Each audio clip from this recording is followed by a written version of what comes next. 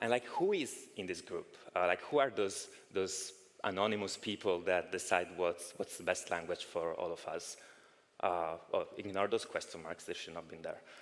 Well, there are companies that implement the language, like browser developers at Apple, Google, Mozilla, that will have to implement the features and make sure that the features are features that can be implemented in a performant way that don't risk introducing bugs in browsers. There are companies using JavaScript like Sony, Bloomberg, and many others. There are companies with many JavaScript developers, and so they want to make sure that the language is what's best for their developer to be productive and to develop their product. And then there are university and non-profit organizations like the OpenJS Foundation, where Node.js belongs. Or, well, even Mozilla is a non-profit organization. And then there are invited experts.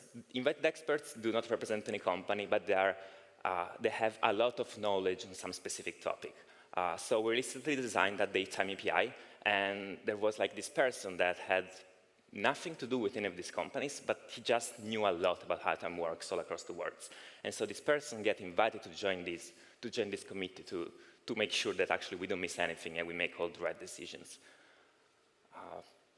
And there are also like normal JavaScript developers that just try to say, look, I write JavaScript for my projects. This is how the common JavaScript developer thinks. And so we have all these people that try to do something. Like, how do they do it? Like, how do we decide? Everything within this committee is based on having consensus, on full consensus, making sure that everybody agrees on everything that we're doing.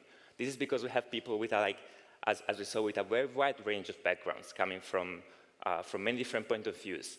And so we have a system where everybody can say, no, this might look good for you, but from my point of view, from where I come from, this is absolutely terrible. This should not be added to the language. And this makes sure that whenever we develop a new feature, we take into account every single concern, every single potential problem, and try to come up with actually the best. And we have one driving principle that we absolutely will follow every single time, and that is, don't break the web. The web is a very old platform at this point. It's multiple decades old. And websites that were developed 10, 20, 25 years ago, they will still keep working in your browser. So whenever we design something, we must make sure that this doesn't break existing valid websites. And this can sometimes affect the way that features are designed. All of this happens on GitHub. You can follow all of this work. You can find repositories for the specification, for language tests, for the various proposals, for agendas or meeting notes to see what proposals have been discussed and what people think about those proposals. Our spec is like hosted on GitHub. You could, if you feel brave, you could go and try reading through some parts of it. And this happens all year round.